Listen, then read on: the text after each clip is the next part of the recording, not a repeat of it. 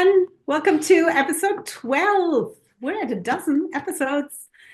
We're going to talk about what just happened this past weekend, Carnival in Europe, Mardi Gras in the States. It's essentially the same thing. Um, because when I tell people here that in Germany we celebrate Carnival, they think that it's merry-go-rounds and roller coasters for kids at a school fair, kind of. But that's not what Carnival is. Carnival is technically Mardi Gras for the same reason, same religious reason, the last weekend of hooray and being able to gorge yourself on stuff before Lent for Christians. Yeah. It's funny that you said that Americans, in your experience, think of it as like the carnival with Ferris wheels and rides and stuff, because I think this is just another example of, right, growing up in an immigrant family. My mom's from Brazil, and so when we like Carnival to me was like the movie Rio, right? Like where everyone is just like big parades and big like fancy costumes going down the street and dancing on the beach. And so That's anyway, right. episode 12, grab your cup of tea. I've got mine. I Astrid's got hers, and let's talk Carnival. So, yeah, like I said, it has nothing to do with the word carnival in English. Um, and I actually, in the United States, I live in a place where Mardi Gras is celebrated. It's not New Orleans, which is the big United States Mardi Gras, I don't know, the festival part. I mean, it's like, if everybody kind of knows what it is, New Orleans is right up here, where just people actually drive there for Mardi Gras. If it falls together with spring break in college we would drive from Chicago all the way to New Orleans just to celebrate Mardi Gras. Didn't realize St. Louis had it, and it was only 5 hours as opposed to 12. Could have saved all that driving time. Right, we would have saved a lot of driving time. So St. Louis has a pretty big Mardi Gras celebration, but it's also several days. There are beats being thrown, so floats going through the town on, I think, Saturdays, maybe. I've never been, honestly, because I went to college, exactly. But basically, in the United States, Mardi Gras is a festival that's only happening that weekend, Saturday and Sunday.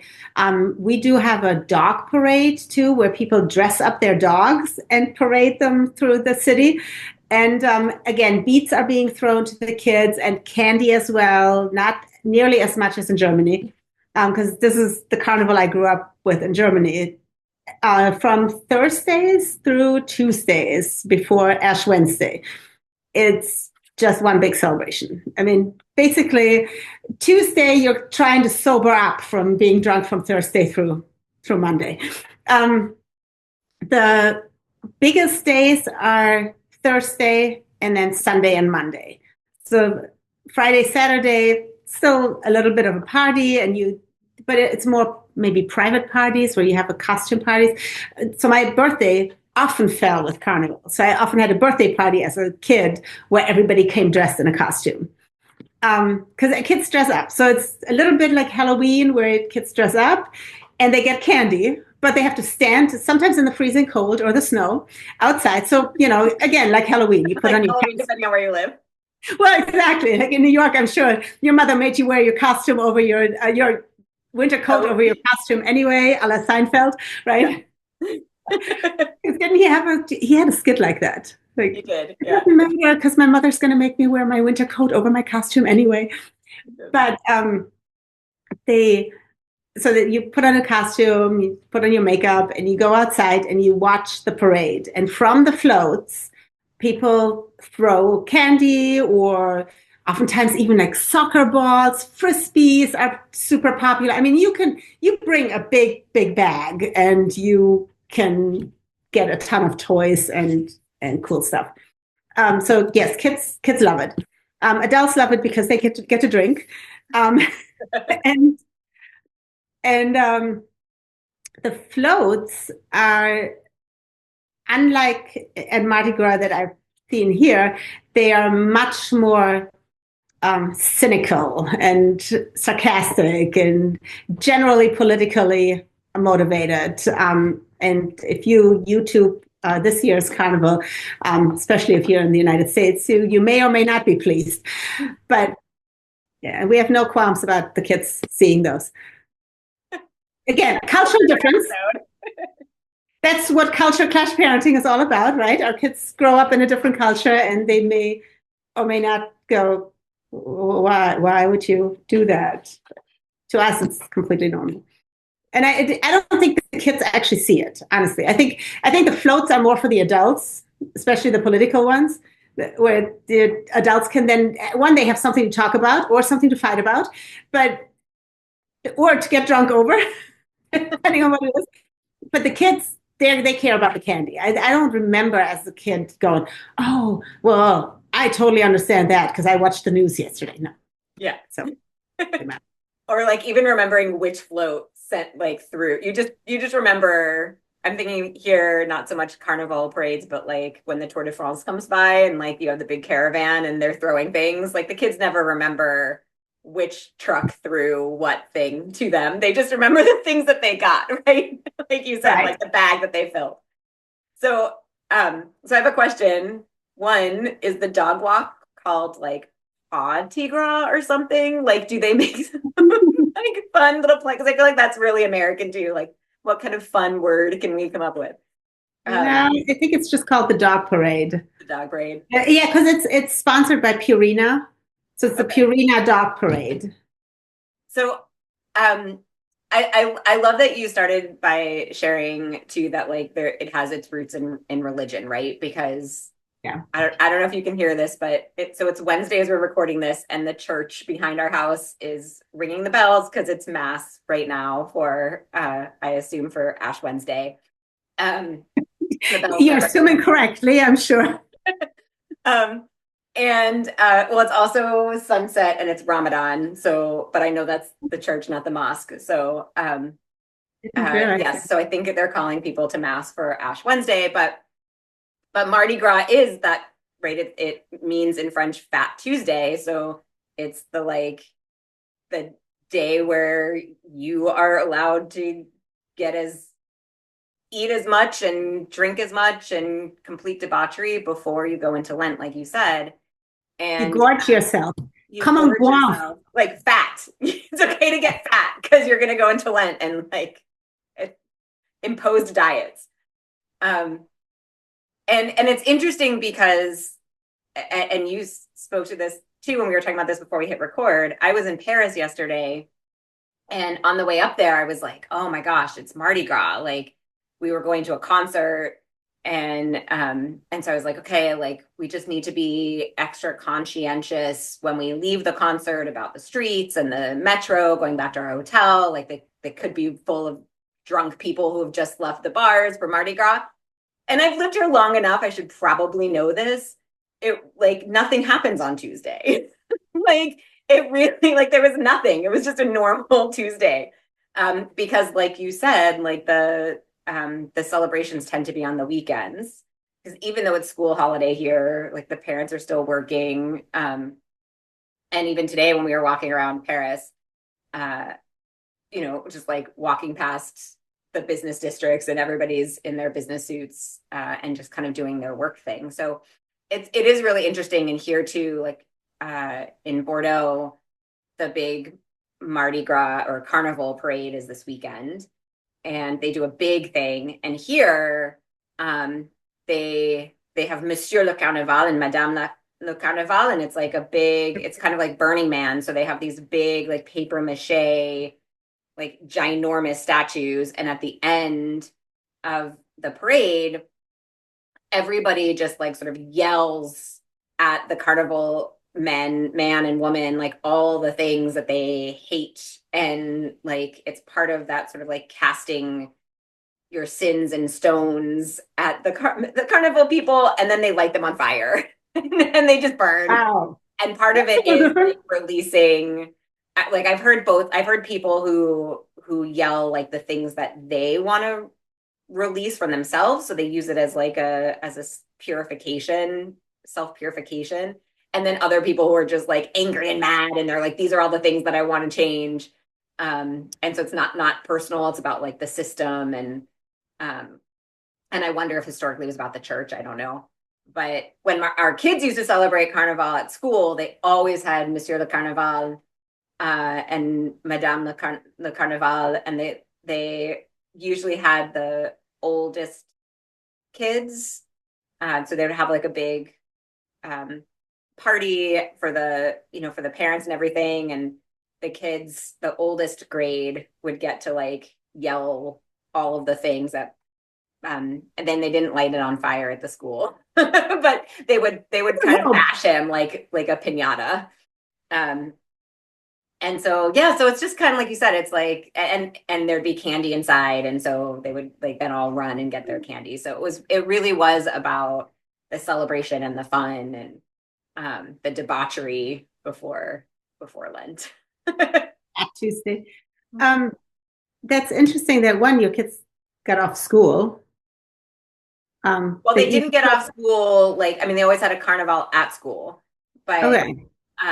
school holidays, like you were talking about spring break, right? Like it tends to be around the time that carnival is happening. So it's not always like uh and this is another episode too, but like in France they have uh zones. They break up the country into zones, and so the vacations, school holidays are based on your zone, and that way Right. like Initiative. not everybody's on vacation at the same time. And so this year, two of the zones, so my kids go back to school on Monday, so they had the last 2 weeks off. And then another zone Um, had last week and this coming week off. And then the other zone will have next week and the week after. So like two of the three zones this year had carnival, no school during carnival. okay. Yeah, we don't, not in Germany. Like the carnival, you don't have any break that revolves around carnival because carnival is never late enough to coincide with spring break because we have Easter break. So because carnival is 40 days before Easter, hence the Lent part, they break doesn't start until, at least 30 days after carnival if Easter falls towards the latter end of it. And here, Um, because we'll have break in April as well. yeah, but they have a 2 week Easter break. Well, we used to have We three do. weeks. Eventually, you do too. Nice. Um, but the definitely. I mean, I went to an all girls Catholic school from like fifth through 13th grade, so we were definitely at school on Wednesday to get our little cross on the forehead. Um, but there was a big mass that we pilgered to, like a bigger mass. It wasn't just the chapel at school that did this. Um, but in terms of being off for Fasching, which is what it's also called, or Carnival, um, the the high towns that have it are Mainz, Cologne, and Düsseldorf. So if your school happens to be really close to that, there's much more of a chance that you'll get the Monday off as well. But So your parents can if recover. you're in Bavaria, yeah, I don't think you get Mondays off, or wherever you just don't celebrate it, right? Yeah. Well, and we were talking before, like growing up in New York, we didn't, I mean, there was Mardi Gras. I mean, I remember, and that's why I think I was shocked that people weren't going out to the bars yesterday, in Paris, because I do remember being in high school and then coming back for spring break.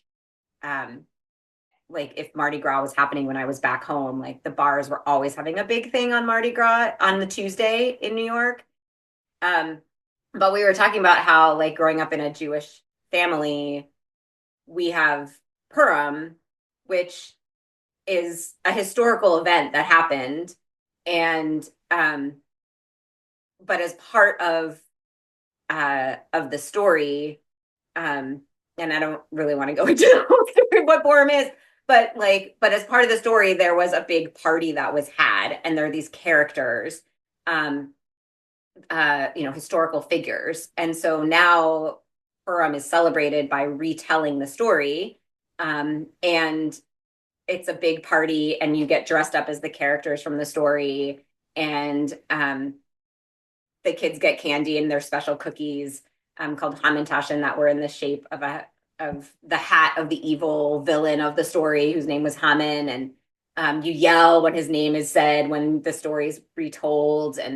Um, and yeah, so I always just, when people are like, "Oh, what's Purim?" I'm like, "Well, it's kind of the Jewish carnival." Like, it's kind of the easiest way to describe it to people who have never experienced it, because it is. It's like a festival and a parade and costumes um, and yes, we also would have to wear our coats over our costumes when we would go to synagogue for or to Hebrew school for the parties. But yeah, it's interesting how and it's one of the things we talk about a lot in an interfaith family. Like, a lot of these of religions have holidays that end up happening around the same time and are celebrated in similar ways. And it's kind of like, which came first, the chicken or the egg in some ways. And I always thought that, it's kind of like, oh, well, like the Christians are celebrating this and the Jews are celebrating this. So we're all just celebrating right now. Like, everybody's kind of doing their own thing. And this year's been really cool. Cool. I mean, like the fact that it's Ramadan happening at the same time that all this is happening, since Ramadan changes every year, it's actually been really interesting to speak to our Muslim friends as well, because it's like, well, we're all celebrating something right now. And Purim is next week. So it's like, uh, you know, Mardi Gras and Ash Wednesday this week, and then Carnival this weekend, and then next weekend is Purim, and our friends who are celebrating and participating in Ramadan this month. It's like everybody is kind of has something to talk about and share stories of at this time. So It's interesting you said that, just because, and this is definitely a whole nother episode, but and we've talked about this before, but when all the religion, or the three big religions anyway, that we know more of, they all celebrate something at the same time. So Purim, Lent, then which is actually called fasting time in German, Fastenzeit. This is so much easier than Lent. Like, it actually, again, the Germans are like, this is what it is. You are fasting, so it's fasten time. um, but then you have Passover and Easter, which always kind of falls together, and Christmas and Hanukkah, and it's. But again, Ramadan is fasting too. So somewhere, all at least those three religions, maybe Lessing, Gotthold Ephraim Lessing, he wrote this German book that almost everybody has to read in German class. It's called Nathan the Wise. So Nathan is the Jewish guy, and then he meets with an Arab and a Christian guy, and at some point he tells this ring parable of where somehow all the religions are looked upon as the same way, and they must have the same root somewhere, right? yeah, I mean, Because they're they're all celebrating something at the same time. right. They all have their roots in, like, Abraham is the father of all the religions, right? Right. Um, of all three. And it's interesting because we have Lag BaOmer. So we have Omer, which is like a period of 40 days, also where that's around Passover as well. That's like the 40 days that the um uh represents the 40 days that the oh my gosh, I'm totally blanking on my history. So if you're listening to this, I'm sorry. I'll have to Google and I totally messed up Omer. But I'm trying now. I'm like, is it before or after? Is it just like the Jewish equivalent of Lent, or is it after? Um, it's after Passover. But I don't know. but in any case, right. But we also have like a festival of 40 days that happens, that like where you have the um, Fasting. it's not fasting, but it's like a period of being kind of more intentional and mindful, um, and there you have the fast of Esther, which it happens right before Purim, as part of that story, where Esther was fasting and asking, God whether or not she should reveal that she was Jewish when her husband's consigliere Haman told him to kill all the Jews. Consigliere. That's really what they call him. Um, and so yeah, so she like did she was fasting to decide whether she was going to reveal that she was Jewish to him, and and so there are these periods, like you said, that are all really similar in all these religions, and then on top of it, like it happens around springtime, right? So the pagan religions or the pagan traditions also have festivals that happen around now because they have like Ostera and around the equinox. And Yeah, you know more about this than I do because you wrote a book about it. I wrote a book about it. Yes, Marissa actually published a book on Everybody Celebrates.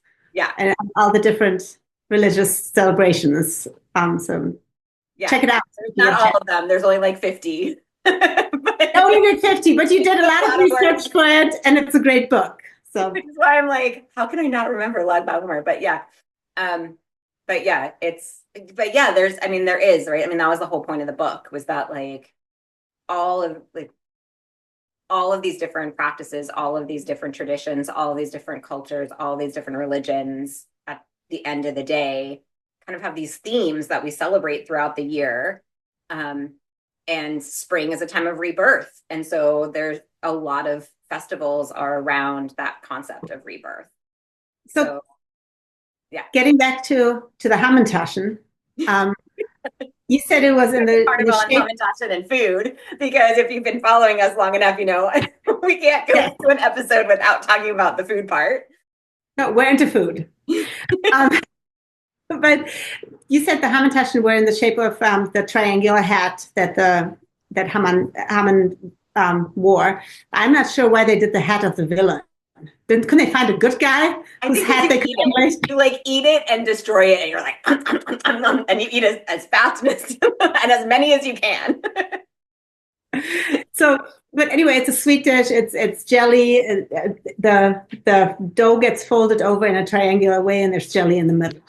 And the German version for Carnival is Krapfen, which is almost a little bit like a donut, but again, different shape. And there could be jelly. There may not be jelly in it. I'm not really sure. I was never too much into those. But either way, it's a sweet, fried, fatty dish.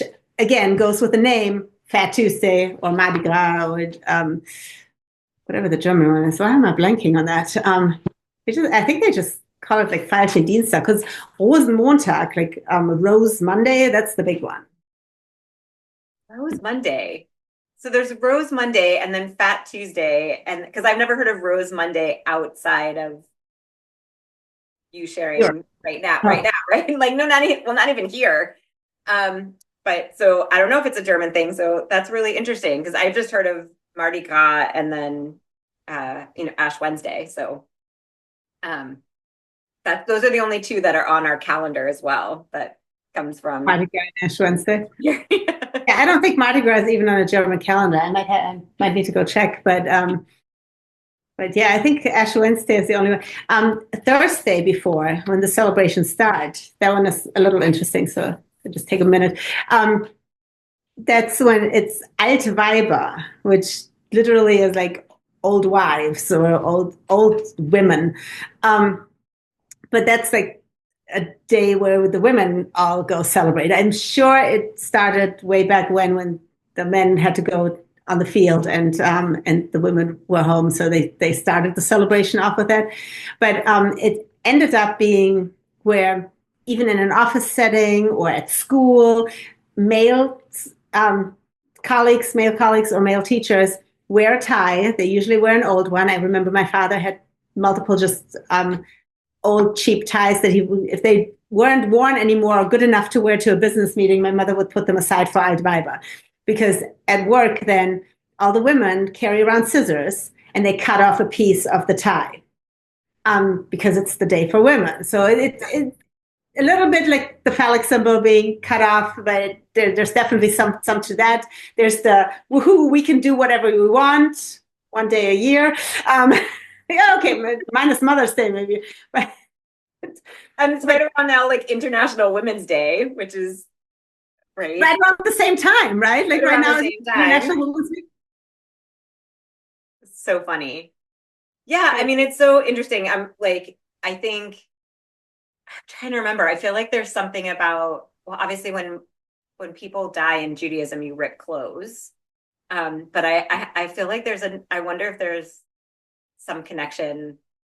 to the cutting part, maybe. Yeah, but also when you were talking, like I was thinking about the fast of Esther, because even though it's not Right. like women don't get to celebrate it like with debauchery, but it is considered a very holy time for Jewish women because it's the only fast in the Jewish calendar that only women perform. And there's some fasts that women don't have to perform, and you don't have to perform a fast if you're pregnant. Um, but there's like this holiness to Purim because it there's this heroine Esther, and I would also argue that Vashti, who was the queen who was killed uh, Impure. before before Esther became like Esther was the second wife.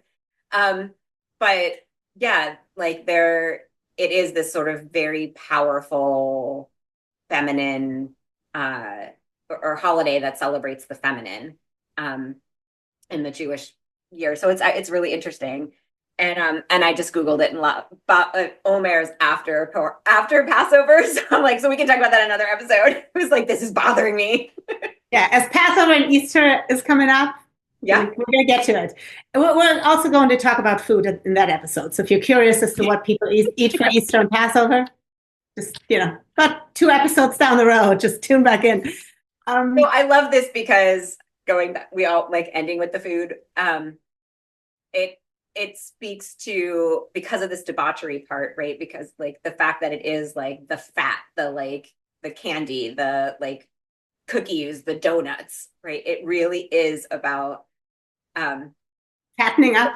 the food that you and I love to talk about the most, the sweets, um, the stuff that gives you sugar highs and sugar crashes. Because we Uh, don't sleep a lot. you don't. And I will say that I think for me, and I know you and I talk a lot about how we around the culture clash parenting, right? And how we like keep our traditions alive in our children, raising them in a culture outside of our own. And for me, making hamantaschen with my children is one of the traditions that we do in this around carnival time. And so half the time I don't even know when Purim is. But I'm always like, oh, it's carnival. So Purim's around now. So I'm going to make hamantaschen with my kids. And so it is one of those, yeah, I think it is a holiday or a time of year where, and it's one of the reasons we wanted to record this episode, where it really is about the family and really is about celebration. Um, and so it's for us become an opportunity to create these traditions, making the cookies, or like I said, like when my kids were little and taking them to the parade and hearing you talk about like going to the like, week long parade. Like the dog parade. We took Cora to the The dog dog parade parade. last year. This year, somehow we missed it, but we did last year. It was fun. Yeah. And so I think that's one of like the really fun things, right? Is like anytime you have an opportunity, even if it's like, oh, there's this like this is how the culture we're living in now celebrates, or the part of the world that we're living in now celebrates this. Um, it gives us an opportunity to talk about how we celebrated it growing up, or like what was different, and to share that with our kids so that they can also, learn that not everybody does things exactly the same way. Well, one, I think it gives us kind of a window to our past, and we can talk about that. Or even if we don't really, because I obviously last year she had just turned 3. I wasn't going to get into a lot of detail. Oh, but my mom made it differently. I think later in life, as they hopefully, third culture children are hopefully not going to ever stay in their own backyard and want to go explore more of the world and are open to a ton of other things, then they will, oh, wait, I remember going there as a kid. Oh, this is different. And then they will want to learn more about it, even if I neglected to introduce them to that. So even if you're raising first culture children in the same neighborhood that you grew up in, you can still by taking them to different celebrations and just engage their curiosity about different religions, different traditions, different differency, diversity for that matter, you can still instill this curiosity in them, and then they'll be much more equipped to get in touch with something else and go, oh wait, yeah, maybe, oh, I can relate that to this, or oh, this is something that I've never heard of. Let me find out more about it. And I think it makes our kids so, and I'm talking about our kids as a global community, right? It makes them so much more empathetic and open to new things, and it's generally not a bad thing. I agree. And it's because we are, like that, and we were brought up like that, both of us, in different countries and with parents from different countries. But let us know if there are any cultural traditions that you have that's around this time, maybe, and what it entails. Definitely let us know what kind of food it entails. We're curious. Totally. We want to hear about the food. We want to hear about the parades. We want to hear about floats you remember from your childhood. But especially the food and especially the desserts. Yeah, and any of that. See, let us know if it relates to your culture, if it relates to the country you're currently living in. Let's get a conversation about that. Yeah.